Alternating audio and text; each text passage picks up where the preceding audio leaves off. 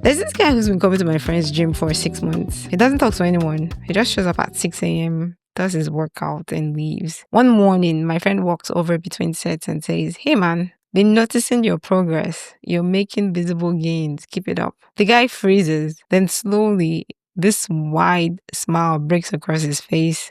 He drops his head, shakes it like he can't believe what he just heard. And he quietly says, "Thank you." Then they both go back to their workout. Just 5 words. You're making visible gain, but it hit hard and it hit in the best way possible. Like that guy had been waiting 6 months for someone to actually see him. And it made me wonder, when he told me that story, when was the last time someone told you that you're doing well? Not a passing good job, not some nice comment online to make you good about yourself, feel good about yourself. But someone actually saw your quiet, consistent effort and said, "I see what you're doing and it matters." For a lot of people, it's been a while, months, maybe even years. No one notices the hard work. No one is saying, "Keep going," or encouraging you. And the truth about that silence is it makes us starve. It doesn't matter how much work you put in. If nobody feeds you the confirmation, you just feel empty. You feel all that effort and the hustle and getting wiped out on a regular basis. And the truth is, we're all desperate for one person to break the quiet and say, "I see the cost of your effort. I see the work you're doing and it's paying off. Don't quit." And when nobody says it, a lot of times people just wonder if it matters, if anything they're doing matters. You start planning your next exit, if you're like me. And it starts with acknowledging the truth. The silence is a starvation diet. You can't live on it. Today, we're not just complaining about the hunger. We're figuring out how to eat. Because starving people don't thrive. Fed people do. Hi, my name is Tosin, and welcome to If This Is It, where we go from functional to fruitful. All right, so our episode today, this silence, it's hurting us. Let's be honest, affirmation is so rare it's so rare in our culture. And when it finally shows up, grown adults and with grown adults, they react like that gym guy. Why is that?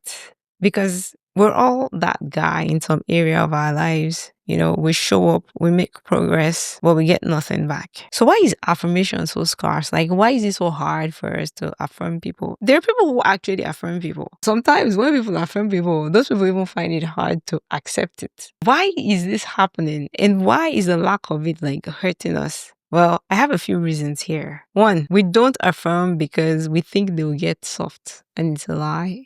We tell ourselves that, if I tell them they're doing well, they'll get too comfortable, they'll get lazy, or they'll get arrogant. Like when I was growing up, when someone wanted to pay someone a compliment, they'll be like, "Oh yeah, don't let your head start getting big." I don't know if anybody has heard that before, but people used to say that all the time. So yeah, a lot of people think that people maybe get soft, or they'll get too comfortable, or they'll get arrogant. And the truth is, this is one of the biggest lies we tell ourselves. It's often based on our own insecurities. A lot of the time, that's actually not what happens. That gym guy didn't stop showing up after my friend spoke up. He actually kept going. But now he had the confirmation. He had the feel to continue getting up at 6 a.m. and working out like he was doing. Because affirmation doesn't make people weak. It actually fuels them. People don't quit because they're over-encouraged. They quit because they're starving. That's one thing I found out. Second, we forget that they're too close to it. They can see their progress, right? No, most people can't actually. They're too close to it. They're blind by their own gains. They're blind to their own gains. That gym guy looked in the mirror every day and probably thought, is this even working? Because the truth is, when you're in it, you can't see it. The effort is too close to your eyes. You need someone outside, an objective witness to confirm what you can't see by yourself. Third, oftentimes we hoard because we're starving too. And it's a deep issue, right? We can't give what we don't have. If no one affirms you, you start running on fumes. And when you become a hoarder, and then you become a hoarder. And when you're starving, you hoard encouragement like it's a scarce resource that only belongs to you. But affirmation is not scarce. It actually multiplies when you give it. It's like a feast where the food never runs out, right? It's like a buffet. Still, most of us are waiting for someone else to go first, to feed us first. 4, we have learned to earn it. Where I grew up, I mean, I don't remember this thing happening, when I was young in Nigeria, but I heard that some people they when people didn't do well in school, in their schools, they will sing for them. And maybe they did and I just don't remember. I am not sure that they will sing for them so that you will remember and you will never get a bad grade again. So you try next semester to actually do well. Yeah, I know. Those times were kind of funny. But from childhood, right, we heard or the actions show that when you achieve something. I'm from Nigeria, which is a country in West Africa. People are held in high esteem there by what they can do, what they have. And I mean, we're going to talk about that at some point. But yeah, that's a big thing over there. People are affirmed when they earn, people come to you because what they can get from you a lot of times. So people have learned that affirmation is the price for performance, not the fall for growth. And by the time someone ends affirmation, they've already learned the destructive lesson that they're not enough yet. But look at Jesus' baptism, right? Before the miracles, before the ministry, before he did anything, God said, "This is my beloved son in whom I am well pleased." That was affirmation before activity. That was identity before performance. That tells you something. We were designed to be seen before we were designed to achieve. So that hunger that you feel, that desperate need to be noticed or to be valued, it's not weakness, it's actually design. It's the sound of your soul looking for the confirmation it was built to receive. And when we withhold that from each other, we're not being humble, actually. We're starving each other. It's really bad now that people even find it hard. Like, I don't get it. People find it so hard to actually accept a compliment. And if I'm being honest, I grew out of that, right? There was a time that if you came to me and said something nice to me, and you said, "Oh, you look nice today," I'd be like, "What do you need?" Because I don't have anything to give you. Isn't that sad? But I have repented. Thank God. Now, fifth, we mistake followers for community. Or we mistake the people that talk to us or need us for community. That gym guy, he worked out next to the same people for 6 months. And no one knew his name, right? Does that sound familiar? A lot of people have followers, but they don't have friends. They have co-workers, but not community. A lot of people are surrounded, but still feel unseen. Or they're even unseen, right? We live in such a noisy world.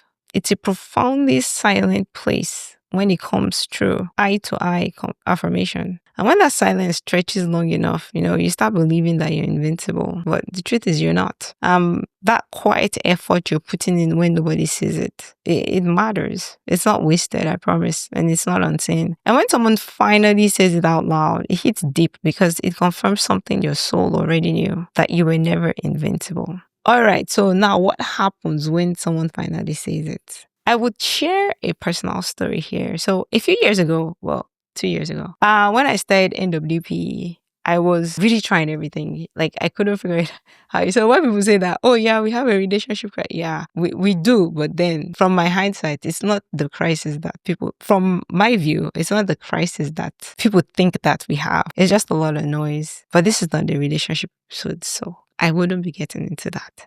But I was showing up constantly, I was putting together all the meetings, reaching out to people, and honestly, I was constantly wondering if any of it mattered because of the responses, right? I had set big goals and I was failing to meet them. If I'm being honest, the internal conversation, it was brutal. No feedback, no responses sometimes. You reach out to people, they won't respond to you. It was just silence. But then one day, this gentleman reached out to me and said, "The work that you're doing is good work. It is needed and it matters. Please don't stop." And can I be honest with you? I almost cried. I didn't, but I almost did. But I sat down for a minute and I was like, man, he had no idea the impact of what he said, because I had started to believe that like the silence was a verdict, right? That the lack of responses meant I should quit. There were all manner of comments, but him telling me that made up something. When he finally said it wasn't just encouragement, it was confirmation that I wasn't crazy and that I was actually doing something that mattered. And honestly, after that, I didn't coast, right? I didn't get lazy. I caught fire. Like, I would honestly tell you that I love working with NWP. The blessing and the joy I have working on that or stewarding that community, it makes no sense whatsoever. And the truth is, when someone sees you, you stop second guessing, right? You stop saying, am I allowed to do this? You stop performing for approval. Or if you thought you were, I wasn't performing, but if you felt like you had to perform before, then the pressure to do that is greatly reduced. So, and you move with clarity. Affirmation isn't the price for performance. It's actually for growth. And when you affirm people because they succeed, when you affirm people before they succeed, they break the performance cycle, right? You teach them that their worth isn't in results. It's in who they already are. And that's what Jesus modeled, right? God affirmed identity before activity. And when we do that for others, we free them to move from security and not desperation. People who are affirmed become people who affirm others. And that's how culture shifts. If it just starts with one individual, it just starts affirming the people around you. And let's just try to make this a norm in our society. The Bible says in 1 Thessalonians 5 verse 11, encourage others, one another, and build one another up. Hebrews 10:24, stir one another to love and good works. Proverbs 16 verse 24, gracious words are like honey, sweetness to the soul, health to the body. So you see, affirmation isn't flattery. It's actually biblical. Again, everything we do on this show it's biblical. Everything we'll talk about, we'll see it through scriptural lens. Again, this isn't modern psychology, right? It's actually theology. In the Old Testament, God saw people first before anybody, reached out to the people that people didn't expect. So Hagar, she was that maid, Sarah's maid that was just on her own.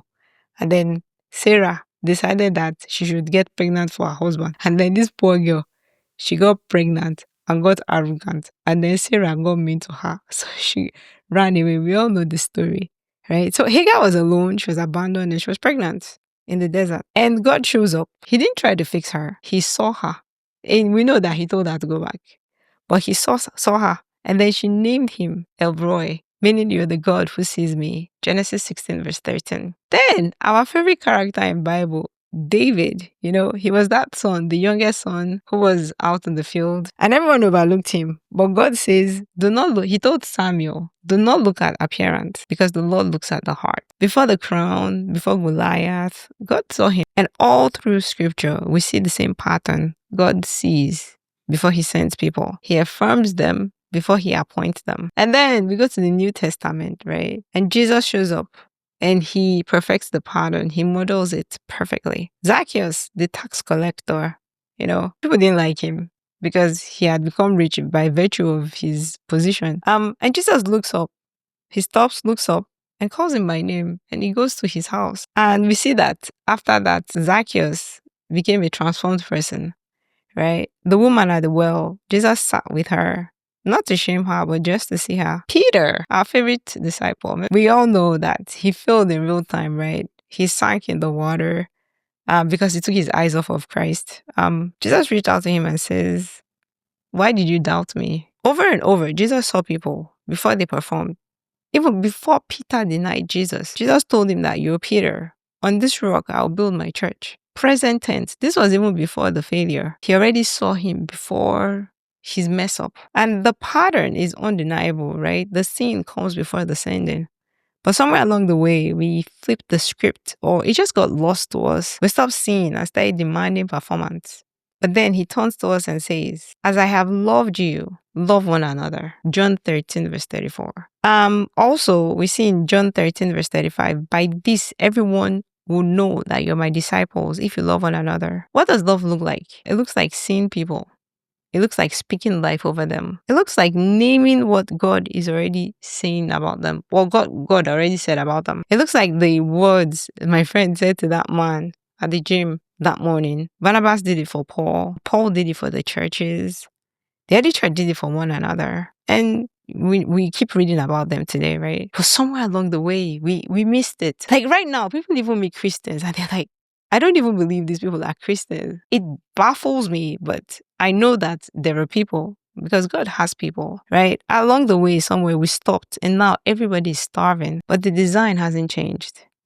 God modeled it. Jesus modeled it. The church practiced it. And now it's our turn again. All right. So now let's make this practical. On this show, we'll always give you a framework towards the end, right? So here's a framework for Cultivate, right? We do, see, say, repeat. So you see, train your eyes to notice. Stop scanning for problems. Start scanning for progress. Look for effort. Look for consistency. Look for character in people. That coworker that keeps showing up. The friend who's healing quietly, going through process, trying to be a better person. The spouse who shows up and it's just there for you and just does what they need to do. They're playing their role. That's steady, even when things get hard. Start seeing what God sees, the invisible efforts, the little things. And then when you see it, don't stop there. Name what you see. Don't assume that they know. And be specific. Tell them, I've noticed how consistent you've been. I saw how you handled that with grace. You've been faithful, even in your sin. Just let them know, because the truth is, when you affirm character, not just results, you reinforce their identity. You give them food for the long journey. You help them be rooted in who God already said they are. Because the truth is, a lot of people are wondering if they're even doing the right thing. And it's so hard for us to just encourage people and affirm people. So don't let us just see. Let us also say, name what we see. And then 3, let's repeat the rhythm, right? Make it a rhythm. Encouragement can't be a once a year thing. Make it normal. Let's make it culture. Because the truth is, starving people, they don't thrive. Fed people do. So that's for cultivate. Now let's go to keep. Guard your identity. Yeah, we talk about this affirmation thing. It's great. We give affirmation freely, but let's not live for it. Because the truth is, if you're desperate for it, you stay trapped on that performance treadmill. You keep chasing proof of something God already said about you. He already said that you're my beloved, not you will be. He said, this is my beloved. Is my beloved. You were seen before you did anything. You were loved before you proved anything. And when you know that, you stop performing for approval. And you start living from it. And 3rd, you resist the tree of knowledge of good and evil. Resist the culture of silence. Resist the lie that affirmation makes people arrogant. Don't worry about it. Resist the fear that encouragement will make them lazy. Resist the idea that silence is strength. And let's be honest, in a world that feels increasingly selfish and inward, everybody's just after me. The need for this generosity is so urgent. Like, it's so rare. We need it so badly. And I know everybody keeps talking about how it's the end times. Yes, it's the end times. But just so you know, we're going to be here for a long time. And we have a responsibility to act. We need to start building something better for the sake of posterity. Don't think about the negatives that could happen.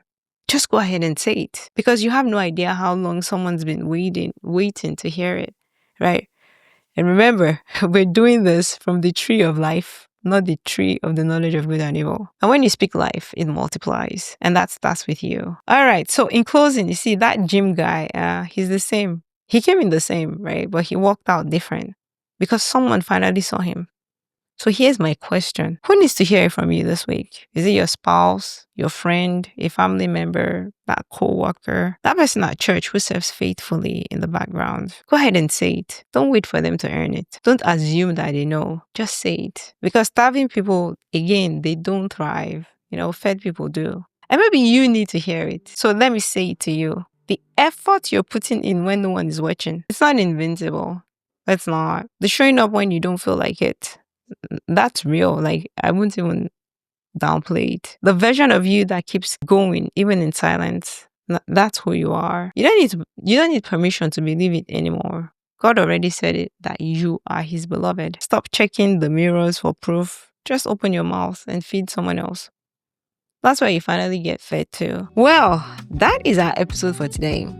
Thank you for listening. If this resonated with you, please share it with someone who needs the fuel. Subscribe so that you don't miss next week. And if you have any topics that you'd like us to address, please send us a message. And the email address is in the show notes. Well, this is If This Is It, where we go from functional to fruitful. See you next time.